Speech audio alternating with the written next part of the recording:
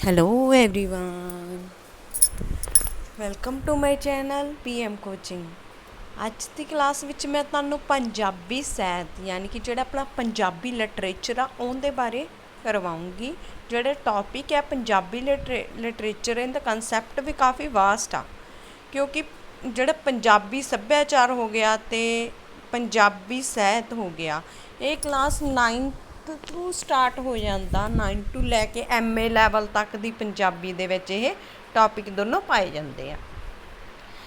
ਇਹਦੇ ਵਿੱਚ ਹੈ ਗੁਰਮਤਿ ਕਾਵ ਧਾਰਾ। ਗੁਰਮਤਿ ਕਾਵ ਉੱਚ ਦਰਜੇ ਦਾ ਕਾਵ ਹੈ, ਜਿਸ ਅੰਦਰ ਕਈ ਤਰ੍ਹਾਂ ਦੀਆਂ ਵਿਸ਼ੇਸ਼ਤਾਵਾਂ ਮਿਲਦੀਆਂ ਵੀ। ਇਹਦੇ ਵਿੱਚ ਨਾ ਬਹੁਤ ਤਰ੍ਹਾਂ ਦੀਆਂ ਵਿਸ਼ੇਸ਼ਤਾਵਾਂ ਮਿਲਦੀਆਂ। ਵਿਸ਼ੇਸ਼ਤਾਵਾਂ ਕੀ ਹੁੰਦੀਆਂ? ਗੁਣ, ਕਰੈਕਟਰਿਸਟਿਕਸ, ਉਹਨਾਂ ਨੂੰ ਕਹਿੰਦੇ ਵਿਸ਼ੇਸ਼ਤਾਵਾਂ।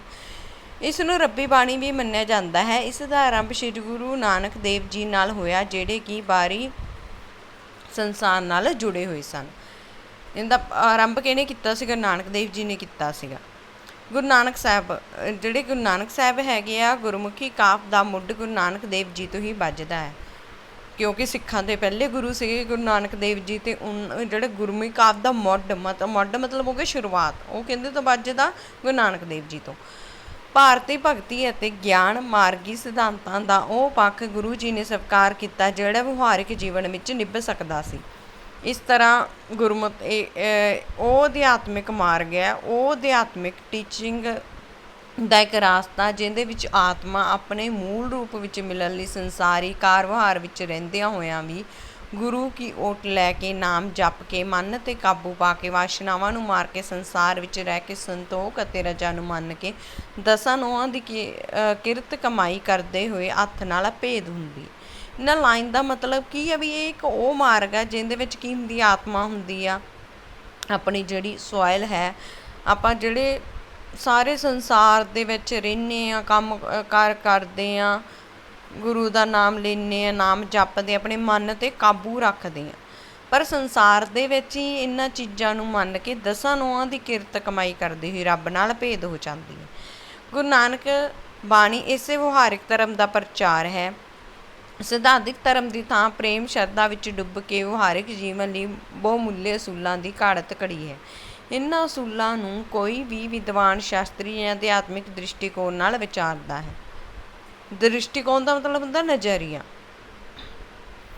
ਗੁਰੂ ਨਾਨਕ ਦੇਵ ਜੀ ਦੀਆਂ ਰਚਨਾਵਾਂ ਵਿੱਚ ਜਪਜੀ, ਬਾਰਾਮਾਹ, ਸਿੱਧ ਗੋਸ਼ਟ, ਪੱਟੀ, ਆਸਾਂ ਦੀ ਵਾਰ ਵੀ ਸ਼ਾਮਲ ਆਈ। ਗੁਰੂ ਨਾਨਕ ਦੇਵ ਜੀ, ਤੁਹਾਨੂੰ ਪੇਪਰ ਦੇ ਵਿੱਚ ਪੁੱਛਿਆ ਜਾਵੇ ਗੁਰੂ ਨਾਨਕ ਦੇਵ ਜੀ ਦੀਆਂ ਰਚਨਾਵਾਂ ਕਿਹੜੀਆਂ ਹਨ, ਤਾਂ ਕਿਹੜੀਆਂ? ਇੱਕ ਤਾਂ ਹੈਗਾ ਜਪਜੀ ਸਾਹਿਬ, ਬਾਰਾਮਾਹ, ਸਿੱਖ ਗੋਸ਼ਟ ਅਤੇ ਪੱਟੀ, ਆਸਾਂ ਦੀ ਵਾਰ। ਇਹ ਕਿਹੜੇ ਗੁਰੂ ਸਾਹਿਬਾਨ ਦੀਆਂ, ਜਿਹੜੇ ਆਪਣੇ ਸਿੱਖਾਂ ਦੇ ਪਹਿਲੇ ਗੁਰੂ ਆ, ਉਹਨਾਂ ਦੀਆਂ ਰਚਨਾਵਾਂ ਹਨ।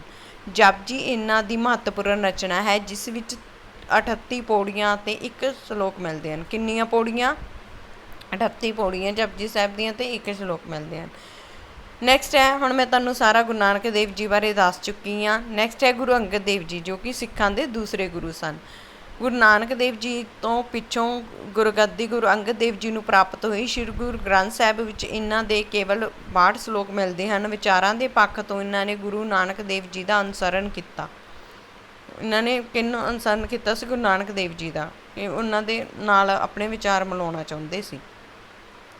ਇਹਨਾਂ ਨੇ ਵੀ ਵਿਅਕਤੀ ਨੂੰ ਪ੍ਰਭੂ ਨਾਲ ਪ੍ਰੇਮ ਕਰਨ ਅਤੇ ਉਹਦਾ ਨਾਮ ਲੈਣ ਉੱਤੇ ਜ਼ੋਰ ਦਿੱਤਾ। ਇਹ ਸੇਵਾ ਅਤੇ ਨੇਕ ਅਮਲਾਂ ਉੱਪਰ ਵਿਸ਼ੇਸ਼ ਤੌਰ 'ਤੇ ਜ਼ੋਰ ਦਿੰਦੇ ਸਨ। ਵੀ ਇਹ ਸੇਵਾ ਵੱਲ ਜ਼ਿਆਦਾ ਧਿਆਨ ਦਿੰਦੇ ਸਨ, ਜਾਂ ਕਿ ਨੇਕ ਜੋ ਕਿ ਮੋਰਲ ਵੈਲਿਊਸ ਹੈਗੀਆਂ ਉਹਨਾਂ 'ਤੇ ਜ਼ਿਆਦਾ ਜ਼ੋਰ ਦਿੰਦੇ ਸੀਗੇ। ਜਿਵੇਂ ਅੰਮ੍ਰਿਤ ਤੱਤ ਹੋ ਗਿਆ, ਗਿਆਨ, ਧਿਆਨ, ਗੁਰਮੁਖ ਸੁਰਤ, ਹੈ ਨਾ, ਸਾਰੇ ਚੀਜ਼ਾਂ ਵੀ ਜਿਹੜਾ ਵੀ ਬੰਦਾ ਗੁਰੂ ਦੇ ਨੇੜੇ ਰਹਿ ਕੇ ਮਹਾਨਤਾ ਅਤੇ ਸਿੱਖੀ ਬਾਰੇ ਅਨੁਭਵ ਪ੍ਰਾਪਤ ਕਰ ਸਕਦਾ ਹੈ। ਗੁਰੂ ਬਾਰੇ ਉਹਨਾਂ ਨੇ ਲਿਖਿਆ ਹੈ, ਜੇ ਸਿਉ ਚੰਦਾ ਉਗਵੀਏ, ਸੂਰਜ ਚੜੇ ਹਜ਼ਾਰ, ਏਤੇ ਚਾਨਣ ਹੋਈਐ, ਗੁਰ ਬਿਨ ਘੋਰ ਅੰਧਾਰ। ਸ਼੍ਰੀ ਗੁਰੂ ਅਮਰਦਾਸ ਜੀ, ਆਪ ਜੀ ਦੀ ਰਚਨਾ 17 ਰਾਗਾਂ ਵਿੱਚ ਹੈ। ਜਿਹੜੇ ਸਿੱਖਾਂ ਦੇ ਤੀਸਰੇ ਗੁਰੂ ਸਨ ਗੁਰੂ ਅਮਰਦਾਸ, ਇਹਨਾਂ ਦੀ ਰਚਨਾ 17 ਰਾਗਾਂ ਵਿੱਚ ਹੈ, ਜਿਵੇਂ ਕਿ ਆਸਾਂ, ਗੁਜਰੀ, ਵਡਹੰਸ, ਗੋੜੀ, ਸਾਰੇ ਇਹਨਾਂ ਦੇ ਵਿੱਚ ਹਨ। ਆਪ ਦੀ ਰਚਨਾ ਦਾ ਵੇਰਵਾ ਇਸ ਤਰ੍ਹਾਂ ਹੈ: 19 ਛੰਦ ਸੀ, 19 ਅਸ਼ਟਪਦੀਆਂ ਸੀ, 172 ਜਿਹੜੇ ਪਦ ਸੀਗੇ, ਅਤੇ 24 ਛੋਲੇ ਸੀਗੇ। ਇਹਨਾਂ ਦੀ ਸਾਰੇ ਸ਼ਬਦਾਂ ਦੀ ਬਾਣੀ ਮਿਲਾ ਕੇ 907 ਬਣ ਜਾਂਦੀ ਹੈ। ਠੀਕ ਹੈ।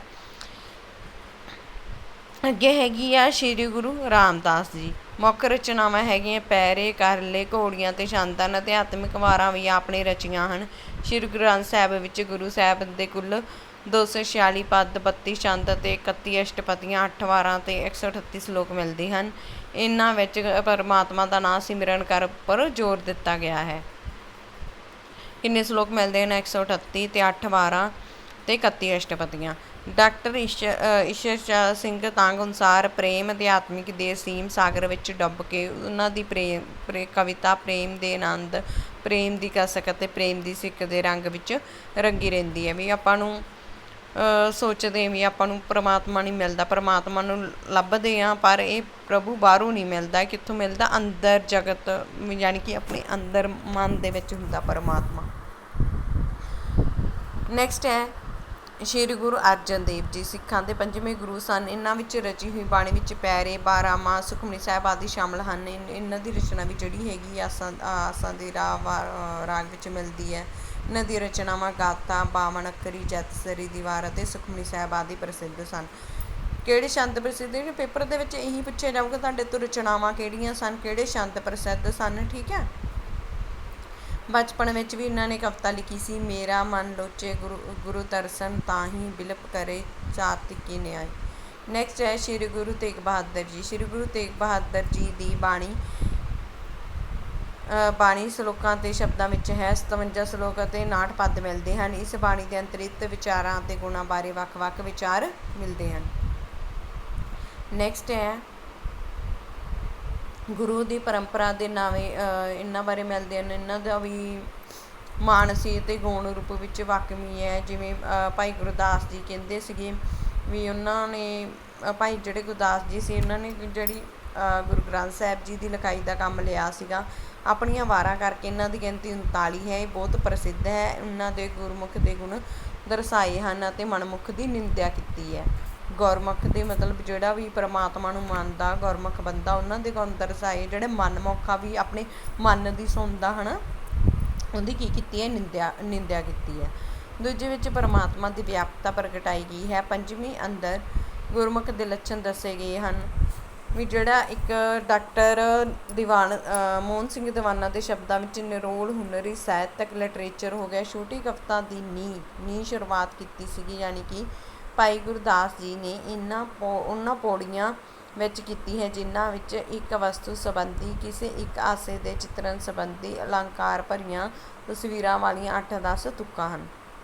ਨੈਕਸਟ ਹੈ ਪੰਜਾਬੀ ਸੂਫੀ ਕਾਵਿਧਾਰਾ। ਪਹਿਲਾ ਪੜਾਵ ਹੈਗਾ, ਇਹਦੇ 'ਚ ਬਾਬਾ ਫਰੀਦ ਬਾਰੇ ਦੱਸਿਆ ਹੋਇਆ ਹੈ। ਜਿਹੜੇ ਬਾਬਾ ਫਰੀਦ ਜੀ ਸੀਗੇ, ਬਾਬਾ ਫਰੀਦ ਜੀ ਬਾਰੇ ਮੈਂ ਤੁਹਾਨੂੰ ਦੱਸਦਾ। ਇਹਨਾਂ ਦੀ ਜਗ੍ਹਾ ਬਣੀ ਹੋਈ ਹੈ ਫਰੀਦਕੋਟ ਦੇ ਵਿੱਚ, ਬਾਬਾ ਫਰੀਦ ਜੀ ਦੀ ਜਗ੍ਹਾ ਬਣੀ ਹੋਈ ਆ। ਪੰਜਾਬੀ ਸੂਫੀ ਕਾਵਿਧਾਰਾ ਦਾ ਪਹਿਲਾ ਪੜਾਅ ਬਾਬਾ ਫਰੀਦ ਨਾਲ ਪੂਰਵ ਨਾਨਕ ਕਾਲ ਵਿੱਚ ਸ਼ੁਰੂ ਹੁੰਦਾ ਹੈ। ਠੀਕ ਹੈ। ਇਹਦੇ ਵਿੱਚ ਕੀ ਹੈ? ਬਾਬਾ ਫਰੀਦ ਬਾਰੇ ਦੱਸਿਆ ਗਿਆ ਜਿਹੜਾ ਮੁੱਢਲਾ ਸੂਫੀ ਅਤੇ ਚਿਸ਼ਤੀ ਸੰਪਰਦਾਇ ਨਾਲ ਸੰਬੰਧ ਸੀ। ਪਰਮਾਤਮਾ ਦੀ ਭਗਤੀ ਤੇ ਨੇਕ ਅਮਲ ਉੱਪਰ ਜ਼ੋਰ ਦਿੰਦਾ ਸੀ। ਉਸ ਨੇ ਮੱਤ ਦਾ ਡਰ ਵੀ ਦਿੱਤਾ ਤਾਂ ਜੋ ਲੋਕ ਪਰਮਾਤਮਾ ਦੀ ਭਗਤੀ ਕਰਨ ਅਤੇ ਨੇਕ ਕੰਮਾਂ ਵੱਲ ਪ੍ਰੇਰਿਤ ਹੋਣ, ਯਾਨੀ ਕਿ ਪਰਮਾਤਮਾ ਦੀ ਭਗਤੀ ਕਰਨ ਅਤੇ ਯਾਨੀ ਕਿ ਜਿਹੜੇ ਚੰਗੇ ਕੰਮ ਉਹਨਾਂ ਵੱਲ ਪ੍ਰੇਰਿਤ ਹੋਣ।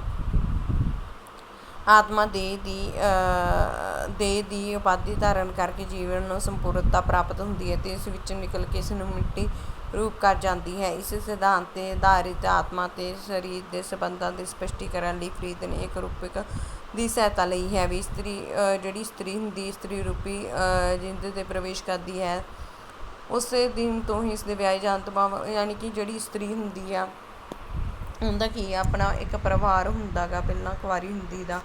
ਜਦੋਂ ਵਿਆਹੀ ਜਾਂਦੀ ਆ, ਵਿਆਹ ਤੋਂ ਬਾਅਦ ਉਹਦਾ ਜੋ ਸਹੁਰਾ ਪਰਿਵਾਰ ਹੁੰਦਾ ਉਹਦੇ ਵਿੱਚ ਹੀ ਸਾਰਾ ਜੀਵਨ ਉਹਨੇ ਬਤੀਤ ਕਰਨਾ ਹੁੰਦਾ, ਯਾਨੀ ਕਿ ਉਹਨੇ ਆਪਣੇ ਪਤੀ ਨਾਲ ਹੀ, ਉਹਦੇ ਜਿਹੜਾ ਲਾੜਾ ਹੁੰਦਾ ਯਾਨੀ ਕਿ ਹਸਬੈਂਡ ਹੁੰਦਾ, ਅਤੇ ਉਹਦੇ ਨਾਲ ਹੀ ਸਾਰੀ ਜ਼ਿੰਦਗੀ ਨਿਭਾਉਣੀ ਹੁੰਦੀ ਹੈ। ਸੰਯੋਗ ਦਾ ਸਮਾਂ ਇੱਕ ਨਿਸ਼ਚਿਤ ਹੁੰਦਾ।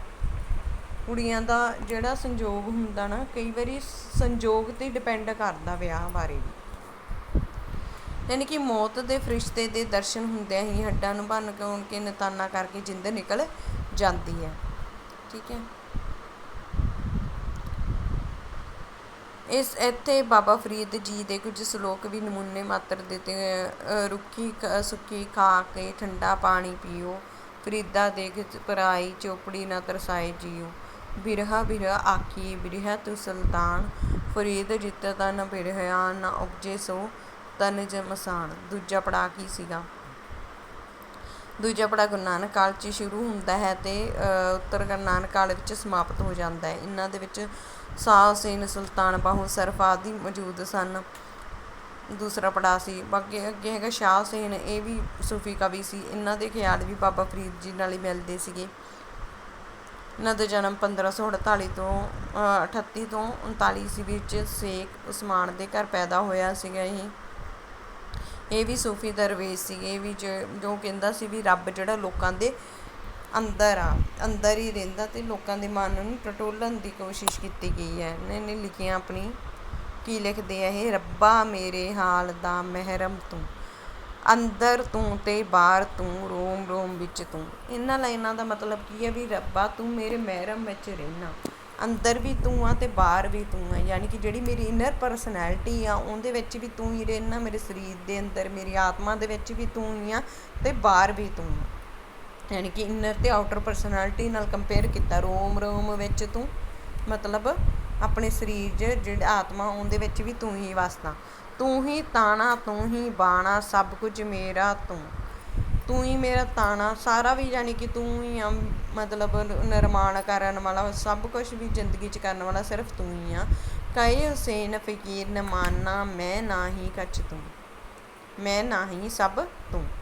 ਨੈਕਸਟ ਹੈ ਸੁਲਤਾਨ ਬਾਹੂ। ਸੁਲਤਾਨ ਬਾਹੂ ਵੀ ਬਾਬਾ ਸੂਫੀ ਫਕੀਰ ਸੀ। ਉਹਦੀਆਂ ਸਫਰਾਂ ਵਿੱਚ ਹੂੰ ਦੇ ਸ਼ਬਦ, ਜਿਹੜੇ ਸੁਲਤਾਨ ਬਾਹੂ ਸੀ ਉਹਨੇ ਕੀ ਕੀਤਾ ਸੀ? ਬਾਹੂ ਹੈ ਨਾ, ਹੂੰ ਦੇ ਸ਼ਬਦ 'ਚ ਆਪਣੀ ਰਚਨਾ ਕੀਤੀ ਸੀ। ਜਮਤਲ ਜੰਗ ਦਾ ਸੀ। ਇਹਨੇ ਵੀ ਵਧੇਰੇ ਕਰਕੇ ਕੇਂਦਰੀ ਪੰਜਾਬੀ ਹੀ ਵਰਤੀ ਸੀ। ਨੈਕਸਟ ਦੇ ਵਿੱਚ ਵੀ ਇਹਦੀ ਪੰਜਾਬੀ ਠੇਠ ਪੂਰੀ ਪਿਓਰ ਪੰਜਾਬੀ ਸੀ, ਸਾਦੀ ਅਤੇ ਮਿੱਠੀ ਸੀ। ਅਰਬੀ ਭਾਸ਼ਾ ਦਾ ਆਲਮ ਹੋਣ ਕਰਕੇ ਇਹਨਾਂ ਨੇ ਆਪਣੀ ਕਵਿਤਾ ਵਿੱਚ ਜਿਹੜੀ ਅਰਬੀ ਭਾਸ਼ਾ ਦੇ ਸ਼ਬਦ ਢੁਕਵੇਂ ਸੀਗੇ। ਅਲਫ ਅਲਾ ਚੰਬੇ ਦੀ ਬੂਟੇ, ਦਿਲ ਮੇਰੇ ਚਲਾਈ ਹੂੰ, ਨਫੀ ਇਸ ਬਾਤ ਦਾ ਪਾਣੀ ਮਿਲਿਆ, ਹਰ ਰੰਗੇ ਹਰ ਜਾਈ ਹੂੰ। ਨੈਕਸਟ ਹੈ ਸ਼ਾਹ ਸਫਰ ਵੀ ਸੂਫੀ ਕਵੀ ਸੀ, ਜਿਸ ਨੇ ਰਹੱਸਵਾਦੀ ਭਾਸ਼ਾ ਦੀਆਂ ਕਾਫੀਆਂ ਲਿਖੀਆਂ ਸੀ। ਇਸ ਦੀਆਂ ਕਵਿਤਾਵਾਂ ਵਿੱਚ ਲਹਿੰਦੀ ਦੇ ਸ਼ਬਦ ਕਾਫੀ ਮਿਲਦੇ ਹਨ। ਲਹਿੰਦੀ ਦੇ ਕਾਫੀ ਸ਼ਬਦ ਮਿਲਦੇ ਹਨ। ਉਹਨਾਂ ਨੇ ਪ੍ਰੇਮ ਪਿਆਲਾ ਪੀਣ 'ਤੇ ਜ਼ੋਰ ਦਿੱਤਾ ਵੀ ਪ੍ਰੇਮ ਤੋਂ ਬਿਨਾਂ ਰੱਬ ਦੀ ਪ੍ਰਾਪਤੀ ਨਹੀਂ ਹੋ ਸਕਦੀ। ਇਹ ਚੰਗੇ ਆਚਰਨ ਅਤੇ ਸੇਵਾ ਪਰ ਜ਼ੋਰ ਦਿੰਦਾ ਹੈ। ਮੈਂ ਮੀਆਂ ਬਿਨ ਪਲ ਨਾ ਬਿਹਾਵੇ, ਜਿਉਂ ਜਲ ਵਿਉਣ ਮਛਲੀ ਤੜਫਾਵੇ। ਨੈਕਸਟ ਹੈ ਤੀਜਾ ਪੜਾਅ। ਸੂਫੀ ਕਵਿਤਾ ਦਾ ਤੀਜਾ ਪੜਾਅ ਪਿਛਲੇਰੇ ਮੁਗਲੀ ਕਾਲ ਵਿੱਚ ਬੁੱਲੇ ਸ਼ਾਹ ਦੀ ਕਵਿਤਾ ਵਿੱਚ ਹੋਂਦ ਵਿੱਚ ਆਉਂਦਾ ਹੈ। ਵੀ ਇਹਦੇ ਵਿੱਚ ਉਹਨਾਂ ਨੇ ਬੁੱਲੇ ਸ਼ਾਹ ਬਾਰੇ ਦੱਸਿਆ ਹੋਇਆ ਵੀ ਜਿਹੜਾ ਨਰੋਲ ਪੰਜਾਬੀ ਕਵਿਤਾ ਦੇ ਪੱਖ ਤੋਂ ਵਾਚਿਆ, ਜਿਹੜਾ ਬੁੱਲੇ ਸ਼ਾਹ ਦੀ ਦੇਣ ਹੈਗੀ ਪੰਜਾਬੀ ਸੂਫ ਕਾਵਿ ਨੂੰ ਵੀ। ਸਾਨੂੰ ਉਹਨਾਂ ਨੇ ਕਾਫੀਆਂ, ਠਵਾਰਾਂ, ਬਾਰਾਂਮਾਹ ਅਤੇ ਸੈਰਫੀਆਂ ਦੀ ਰਚਨਾ ਕੀਤੀ। ਉਹ ਲੋਕ ਕਾਵਿ ਦੇ ਬਹੁਤ ਨੇੜੇ ਸੀਗੇ। ਇਹਨਾਂ ਬਾਰੇ ਦੱਸਿਆ ਹੋਇਆ ਹੈ। ਪੱਠ ਨਮਾਜ਼ਾਂ ਅਤੇ ਚਿੱਕੜ ਰੋਜੇ, ਕਲਮਾਂ 'ਤੇ ਫਿਰ ਗਈ ਸਿਆਈ, ਬੁੱਲੇ ਸ਼ਾਹ ਸੈ ਅੰਦਰੋਂ ਮਿਲਿਆ, ਭੁਲੀ ਫਿਰੇ ਲੁਕਾਈ। ਕਲਮ ਹੋ ਗਈ ਜਿਹਦੇ ਨਾਲ ਆਪਾਂ ਲਿਖਦੇ ਹਾਂ, ਕਲਮ ਫਿਰ ਗਈ ਸਿਆਹੀ, ਜਿਹੜੀ ਇੰਕ ਹੈਗੀ ਆ, ਇੰਕ ਤੋਂ ਬਿਨਾਂ ਕਲਮ ਵੀ ਨਹੀਂ ਨਾ ਚੱਲ ਸਕਦੀ। ਅਲੀ ਹੈਦਰ ਵੀ ਜਿਹੜਾ ਪਹਿਲਾ ਸੂਫੀ ਕਵੀ ਸੀ। ਇਹਨਾਂ ਦਾ ਜਨਮ 1690 ਈਸਵੀ ਵਿੱਚ ਹੋਇਆ ਸੀ। ਉਹ ਭਾਵੇਂ ਫਾਰਸੀ ਦਾ ਵਿਦਵਾਨ ਸੀ, ਉਸਨੇ ਵਧੇਰੇ ਕਰਕੇ ਪੰਜਾਬੀ ਵਿੱਚ ਆਪਣੇ ਭਾਵਾਂ ਦਾ ਪ੍ਰਗਟ ਕੀਤਾ ਸੀ। ਬਾਰਾਂਮਾਹ ਅਤੇ ਫੁਟਕਲ ਬੈਂਤ ਵਧੇਰੇ ਪ੍ਰਸਿੱਧ ਸੀ। ਮੀਮ ਵਾਰ ਵੇ ਡੋਲੀ ਮੈਂ ਵੇਖਾਂ, ਕੋਈ ਇਸ਼ਕ ਦਾ ਤਿੱਖੜਾ ਤਾਲ ਤਲੇ, ਇਹ ਕਾਵੀ ਆਲਮ ਸੀ। ਇਹਨਾਂ ਬਾਰੇ ਦੱਸਿਆ ਹੈ, ਕਾਵੀ ਆਲਮ ਸੀਗਾ। ਨੈਕਸਟ ਹੈਗਾ ਫਰਦ ਫਕੀਰ 1720 ਈਸਵੀ 1790 ਈਸਵੀ ਵਿੱਚ। ਇਹ ਕੱਟੜ ਮੁਸਲਮਾਨ ਸੀ ਅਤੇ ਬੰਦਗੀ ਕਰਨ ਵਾਲਾ ਸੀਗਾ। ਦੀ ਰਚਨਾਵਾਂ ਜਿਵੇਂ ਰੋਸ਼ਨ ਦਿਲ ਸੀ, ਸ਼ਹਿਰਫੀ ਕਾਸਬਨਾਮਾ ਸੀ। ਰੋਸ਼ਨ ਦਿਲ ਦੇ ਵਿੱਚ ਇਹਨਾਂ ਨੇ ਆਪਣੇ ਨੂੰ ਮਾਫਰਤ ਦਾ ਦਰਿਆ ਕਿਹਾ ਸੀਗਾ। ਇਹਨੇ ਵੀ ਵਿਅੰਗ ਸੀਗਾ। ਹਾਕਮ ਹੋ ਕੇ ਬਹਿਣ ਗਲੀਚੇ, ਬਹੁਤਾ ਜ਼ਲਮ ਕਤਾਂਦੇ, ਮਿਹਨਤੀਆਂ ਨੂੰ ਕੰਮੀ ਆਖਣ, ਖੂਨ ਉਹਨਾਂ ਦੇ ਖਾਂਦੇ। ਵੀ ਮਿਹਨਤੀਆਂ ਨੂੰ ਕੰਮ ਕਰਾਉਂਦੇ ਆ ਅਤੇ ਉਹਨਾਂ ਦਾ ਖੂਨ ਖਾਂਦੇ ਆ, ਉਹਨਾਂ 'ਤੇ ਜ਼ੁਲਮ ਕਰਦੇ ਆ, ਉਹਨਾਂ ਨੂੰ ਆਪਣੇ ਗੁਲਾਮ ਸਮਝਦੇ। ਹੋਰ ਕਵੀ ਕਿਹੜੇ ਸੀਗੇ? ਬਾਬਾ ਵਜੀਦ ਸੀ ਅਤੇ ਗੁਲਾਮ ਜਿਲਾਨੀ ਰੋਤਕੀ ਸੀ। ਚੌਥਾ ਪੜਾਅ ਸੀਗਾ ਵੀ ਇਹਨਾਂ ਦੇ ਵਿੱਚ ਵੀ